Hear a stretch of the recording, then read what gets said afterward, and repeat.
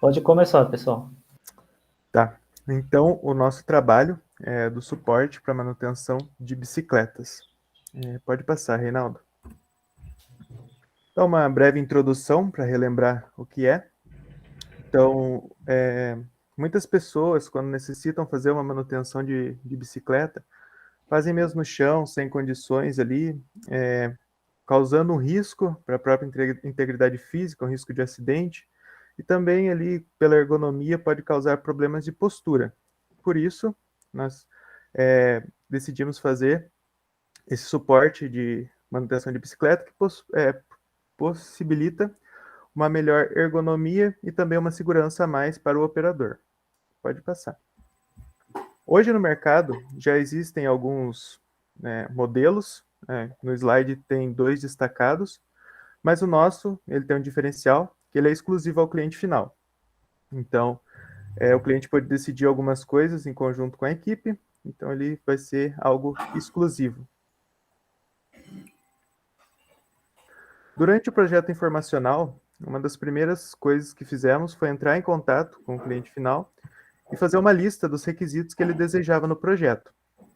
Pode-se destacar aqui, então, que o suporte ele deve suportar uma bicicleta suspensa e mudar de posição em relação ao solo, ou seja, ele quer que a bicicleta ela possa virar 360 graus, para no caso de uma manutenção embaixo, poder virar e facilitar o trabalho. Além disso, deve ser robusto e de fácil montabilidade, então com materiais que permitam uma maior durabilidade e menor manutenção para não ter dor de cabeça. Não deve suportar grandes forças, como é a manutenção de bicicleta. Nós estimamos ali cerca de 50 quilos entre o peso da bicicleta e também a força realizada pelo operador e satisfazer a NR17 de ergonomia. Pode passar, Reinaldo. Aqui foi um estudo que nós fizemos baseado na NR17. À esquerda é a figura, uma figura visual da norma, e à direita, com a altura do operador, no caso de 1,83 m, que é exclusivo o nosso projeto, o suporte teria cerca de 1,40 m de altura para satisfazer a norma. Pode pular. Aqui a lista de requisitos, eu vou passar por cima para não estender muito a apresentação, nas apresentações passadas já foi falado, mas aqui é tanto os desejos quanto a exigência do cliente, e todas as exigências elas foram cumpridas durante o projeto, e também a parte do desejo, elas já foram cumpridas algumas, e ali a parte de pintura também pode ser ainda cumprida no final do processo de produção do suporte. E por finalizar, a nossa meta, que nós carregamos durante todo o projeto, não sofreu alterações, então foi uma meta bem sólida que nós colocamos, que é projetar um suporte de manutenção para bicicletas que suporte uma carga de 50 quilos, permitindo o giro em 2 eixos perpendiculares, um em 360 graus, inclusive para poder mexer embaixo da bicicleta, e satisfazendo a NR17. E agora eu passo a palavra para o Jonas, que vai dar seguimento à apresentação. Então, professor, agora eu vou falar um pouquinho sobre o DFMEA Bottom-Up, que é aqui onde a gente tem uma análise dos principais componentes dos subsistemas mais importantes do nosso produto, né? Que no caso aqui, esses subsistemas são a base e a estrutura principal. Então, primeiramente, nós temos o componente e qual é a função requerida para cada um desses componentes. E também qual é o principal modo de falha que pode agir sobre ele. Então, vamos levar em conta aqui só a parte da trava, né? Para ser um pouquinho mais rápido. Ali, no caso, o efeito da falha da trava é a impossibilidade de travar a bike no sistema. Então, isso baseado nesse efeito, nós temos a severidade desse modo de falha. Ali, no caso, é 7, né, porque ele vai impedir que o usuário utilize o produto, mas ele não vai causar nenhum dano, nenhum ferimento ao nosso usuário. Também temos a causa desse modo de falha, o que vai acontecer em decorrência dele, e também qual o controle preventivo a causa, o que vai causar essa falha, e também o controle preventivo que nós temos para essa causa não ocorrer. Baseado nesses dois critérios, nós temos ali a ocorrência dessa falha, que no caso é 5, porque só com um treinamento e com o manual de instruções nós podemos deixar o usuário bem ciente do que pode acontecer ali, de como utilizar de forma correta o nosso sistema. E também temos o controle detectivo, que vai ser utilizado para controle detectivo mesmo, para evidenciar essa falha. E baseado no controle detectivo, nós temos a detecção dessa falha. Então, fazendo a multiplicação da severidade pela ocorrência e pela detecção, nós temos qual é o risco que essa falha, qual é o risco decorrente dessa falha. Pode passar. Aqui agora nós temos o plano de ação, que baseado nessas falhas, nós temos que ter uma ação para que essa falha não aconteça. Então, nós pegamos cada uma das falhas e foi separada uma ação para que o nosso produto final não apresente nenhuma dessas falhas.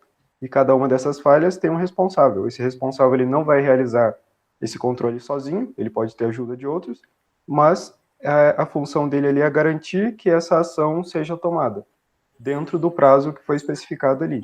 Então, baseado nessa ação para controle dessa falha, nós conseguimos diminuir a ocorrência dessa falha, né? E com isso nós conseguimos diminuir o risco causado por ela. Pode passar. Aqui nós também temos as matrizes de custo.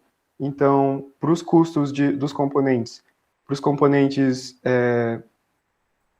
para a fabricação ali da parte da base, da estrutura principal e do tubo estrutural, nós fizemos o orçamento de mão de obra e de peças, de matéria-prima, né, com a Solutec.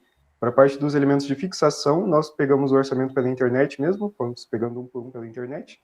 E para as partes ali plásticas, foi realizado o orçamento com uma empresa de manufatura aditiva. E esse orçamento ele foi baseado numa produção em pequena escala, então não foi levado em consideração a parte de ferramenta ali para extrusão ali com plástico. Então só a parte do custo mesmo do produto. Acho que seria isso, professor. Show. Então, para continuar o projeto e garantir que ele esteja atendendo às necessidades, né, e garantia de segurança, foi feita uma simulação estática para comprovar a eficiência, né, e a segurança do projeto. Então, para não sobrecarregar o processador do computador, foi feita algumas simplificações que está na imagem do lado esquerdo, onde a gente deixou apenas a parte da garra ali com a parte inferior, que é onde vai suportar a carga. E a parte do lado direito ali teria ela completa, né? Então a gente tirou algumas partes para ficar mais fácil de, quando passar a malha, não sobrecarregar o sistema. Pode passar.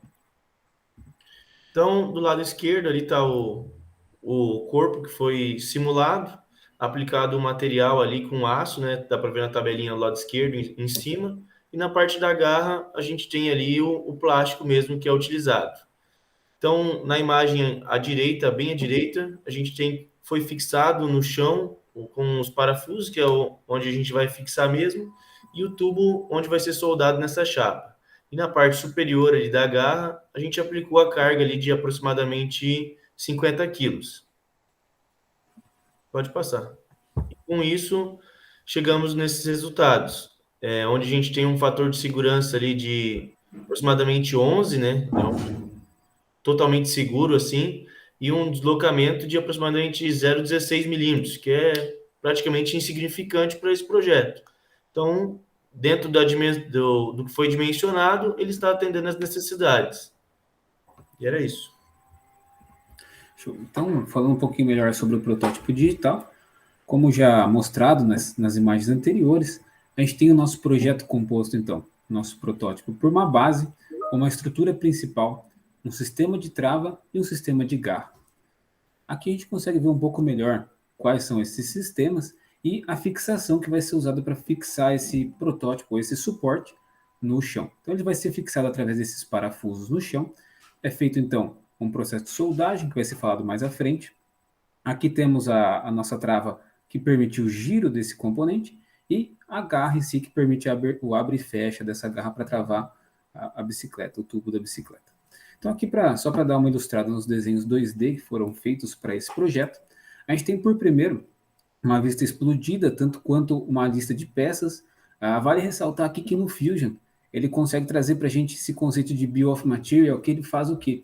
Além dele fazer uma lista de peças, peça 1, peça 2, peça 3, ele mostra com esses números a ordem de montagem, ou seja, a ordem de cada componente. Então a gente consegue ver quem que faz parte de cada um, na ordem de composição mesmo.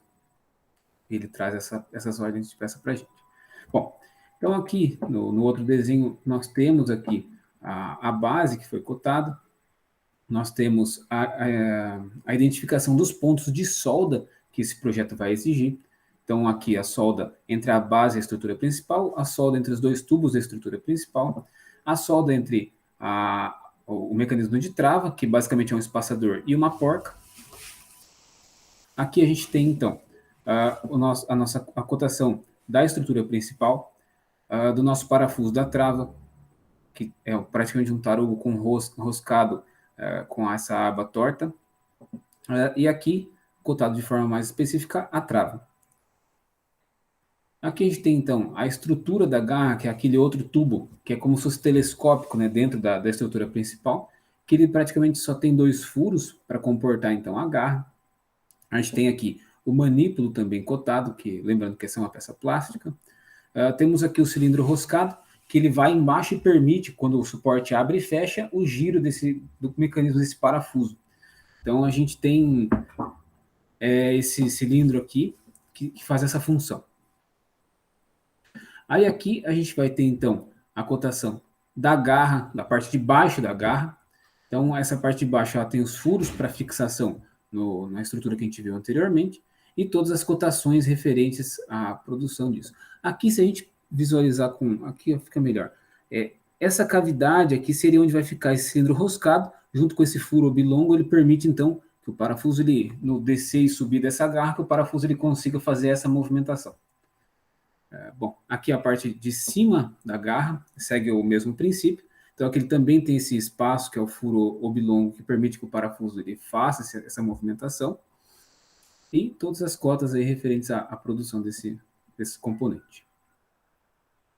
E aqui seria o calço, ou a meia de silicone, que ela vai fixada, então, naquelas cavidades da garra, para que esse material não danifique o quadro da bicicleta. Então, ele também está cotado aqui. E aqui entra a parte do André, professor, eu vou só tocar o vídeo.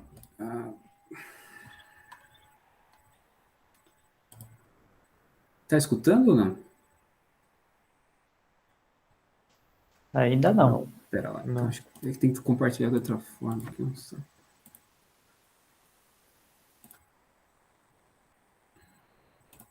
Acho que tu tem que compartilhar a aba, se eu não me engano. Agora acho que vai. Olha, professor, vou falar um pouco Tá sobre indo agora? fabricação, operação Tá abaixo.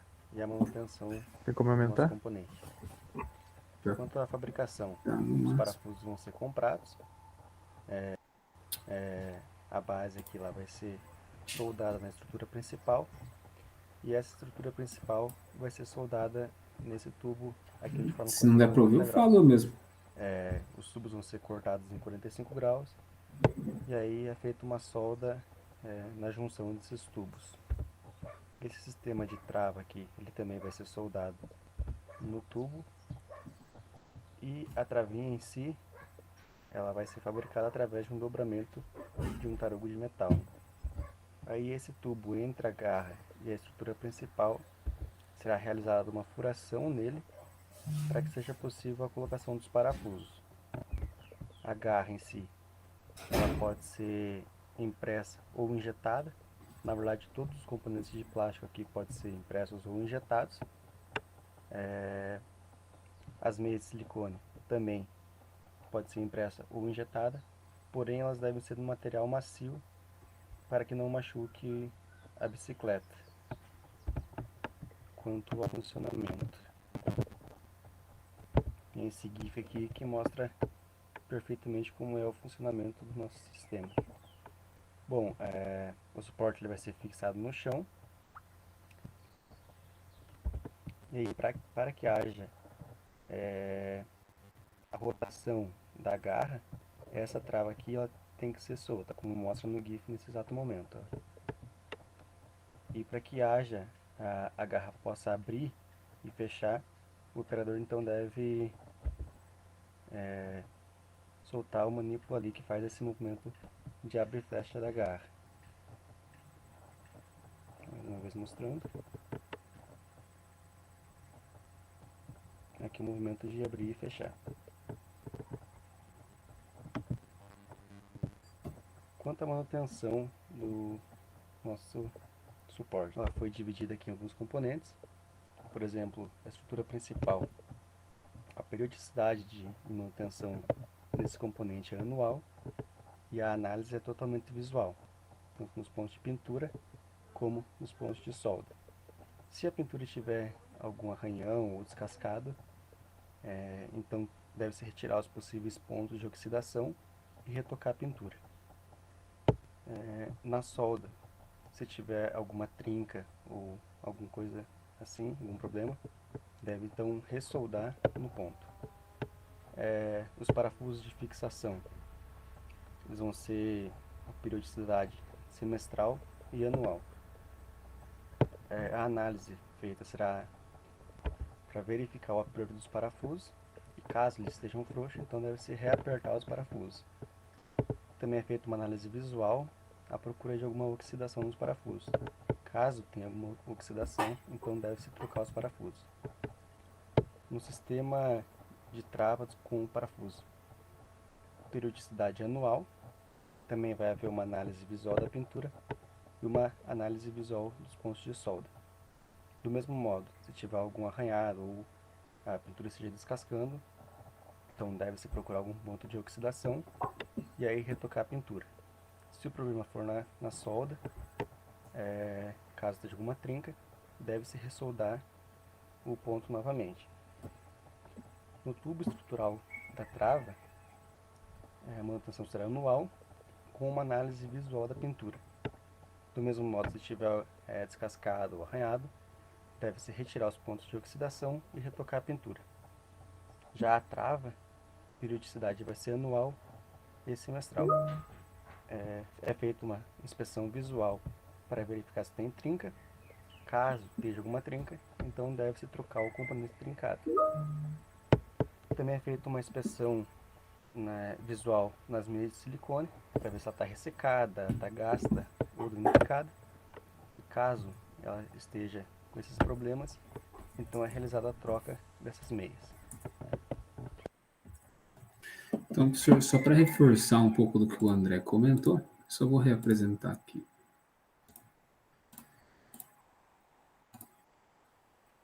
Só queria reforçar, então, essa última parte da nossa lista de tabela de manutenção, que ela foi dividida, então, por componente, pela periodicidade dessa manutenção, ou seja, no nosso caso aqui, semestral e anual, e o tipo de análise que ela deve ser feita. Então, ressaltando aqui também a importância dessa periodicidade, né, o porquê dessa periodicidade, era um dos requisitos lá do nosso projeto, ter uma baixa manutenção, justamente para garantir que ele funcione por um longo período, com o mínimo de manutenção possível. Então, acabou sendo possível através da demonstração dessa lista. E finalizamos por aqui, professor.